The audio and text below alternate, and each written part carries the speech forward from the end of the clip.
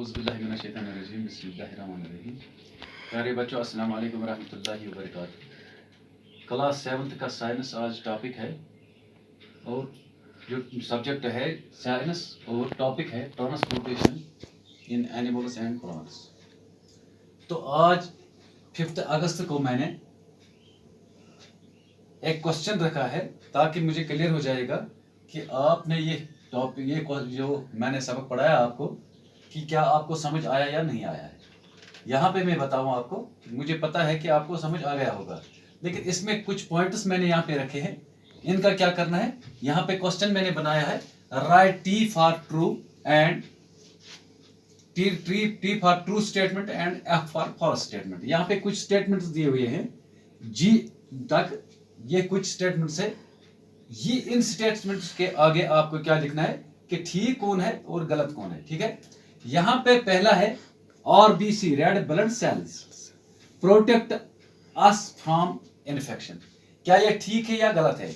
अगर गलत है तो एफ को इसके सामने एफ लिखना है, अगर ठीक है तो इसके सामने टी लिखना है।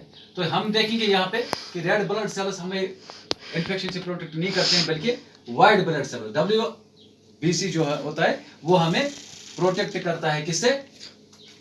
इन्फेक्शन से। तो इसका मतलब है ये फॉल्स है, यहाँ पे एफ हम लिखेंगे। ठीक है, ये याद रखना, ये फॉल्स है। और इसके बाद दूसरा मैंने लिखा है all arteries carry oxygen rich blood. जबकि आपको पता है आर्टरीज दो किस्म के होते हैं। तो एक किस्म के आर्टरी जो होता है वो तो क्या लाता है, वो तो ऑक्सीजन रिच लाता है, और दूसरा क्या करता है, दूसरा तो वापस ले आता है, वो क्या ले आता है वापस, कार्बन डाइऑक्साइड रिच ब्लड। इसका मतलब है ये भी फॉल्स है, क्योंकि सारे आर्टरीज सिर्फ ऑक्सीजन रिच ब्लड नहीं लाते हैं, तो ये भी फॉल्स है। ठीक है, तो इसके बाद और एक है यहाँ पे, क्या है, और एक है यहाँ, और एक स्टेटमेंट यहाँ पे मैंने दिया है, urea is the major excretory product in human. Urea जो है वो बड़ा एक्सक्रीटरी यानी कि बाहर निकलने का एक प्रोडक्ट है ह्यूमंस में। तो ये अगर हम देखेंगे सी पार्ट, ये बिल्कुल ठीक है, इसको हम टी लिखेंगे। वो ये बड़ा एक क्या है, बड़ा एक एक्सक्रीटरी प्रोडक्ट है। और इसके बाद xylem transports food from leaves to all parts of the plant. जो जाइलम है ये क्या करता है, ये ट्रांसपोर्ट फूड करता है, कहां से, पत्तों से, कहां, all the parts of plant. ये गलत है, ये सही नहीं है, क्योंकि यहाँ पे आपको पता है कि जाइलम ये काम नहीं करता है, तो ये फॉल्स है। ठीक है, तो इसके बाद और एक स्टेटमेंट मैंने दे दिया है, xylem and phloem are vascular tissue. ये दोनों वास्कुलर टिश्यू है, ये बिल्कुल वास्कुलर टिश्यू है, इसका आगे तो टी लिखेंगे, ये ठीक है। ठीक है, तो इसी के साथ और एक स्टेटमेंट मैंने दे दिया है, platelets help in collating of blood. Clotting मतलब जो ब्लड हमारे पास आता है उसका वो क्लॉटिंग जब होता है तो वो कौन करता है, वो प्लेटलेट्स करता है। ये बिल्कुल ठीक है, प्लेटलेट्स इनको क्या करता है, क्लॉट करता है, तो ये भी ठीक है। ओके, अब इसके बाद और एक स्टेटमेंट मैंने दे दिया है यहाँ पे, इन हाइड्रा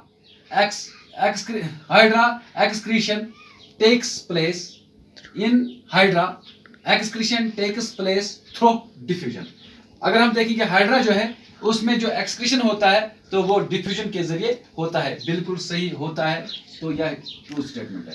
तो इसका मतलब है आपको पता चला है ट्रू स्टेटमेंट इनमें से कौन से और गलत स्टेटमेंट इनमें से कौन है। जो गलत है उसके आगे मैंने एफ लिखा है, जो सही है उसके आगे मैंने टी लिखा है। अब हम आगे जाएंगे, क्योंकि मैंने आपको शायद मैंने पढ़ाया आपको, लेकिन शायद मैंने लिखा है नहीं आपको, what do you mean by diffusion, या डिफ्यूजन डिफाइन द डिफ्यूजन, या व्हाट इज डिफ्यूजन। अगर ये क्वेश्चन कहीं पे होगा तो इसके लिए मैंने यहाँ पे नीचे लिखा है, diffusion is the movement of particles from a high concentration to low concentration until they are spread out evenly। जब तक ये स्प्लिट होता है तब तक हाई कंसंट्रेशन से ये लो कंसंट्रेशन तक, लो कंसंट्रेशन क्या होता है, ये मूवमेंट करता है हाई कंसंट्रेशन से लो कंसंट्रेशन की तरफ। तो इसका ये जब तक ये स्प्लिट होता है तब तक ये कंसंट्रेशन होती जाती है, उसी को हम डिफ्यूजन कहते हैं। तो डिफ्यूजन इंशाल्लाह ये क्वेश्चन है आपके लिए, अगर आपको क्वेश्चन लिखा हुआ होगा तो इसके लिए क्वेश्चन लगभग ये होगा, व्हाट इज डिफ्यूजन या डिफाइन डिफ्यूजन या what do you mean by diffusion. अगर ये क्वेश्चन होगा तो इसका ये आंसर है, what do you mean by diffusion. इसका जो मैंने यहाँ पे लिखा है डिफ्यूजन, इस डिफ्यूजन का अगर डेफिनेशन देनी होगी या बोलना होगा कि डिफ्यूजन क्या है, या ये बोलना है कि आपने डिफ्यूजन से क्या समझा है, तो उसके लिए ये आंसर मैंने एक डेडलाइन की एक आंसर लिखा है, ये आंसर आपको लिखना है वहां पे। तो क्वेश्चन अब आपने याद रखा है कि कोई भी क्वेश्चन हो, what do you mean by diffusion, define diffusion, what do you mean by diffusion या डिफाइन डिफ्यूजन या व्हाट इज डिफ्यूजन। अगर ये तीनों की तीनों क्वेश्चन में से कोई भी तरीके से कोई क्वेश्चन आया है तो एक ही आंसर है, वो ये आंसर है इसका। तो इंशाल्लाह आगे जाकर हम और देखेंगे कि इसमें अगर कुछ रह गया है तो कल मैं देखूंगा, कल इंशाल्लाह वो पढ़ाऊंगा। अगर नहीं रह गया होगा तो यहाँ तक आपने कितना समझ लिया है या आपको कहीं पे कोई कंफ्यूजन है वो मुझे कमेंट करना या ऐसे फोन पे बता देना, इंशाल्लाह मैं कोशिश करूंगा आप तक वो पहुंचाने को।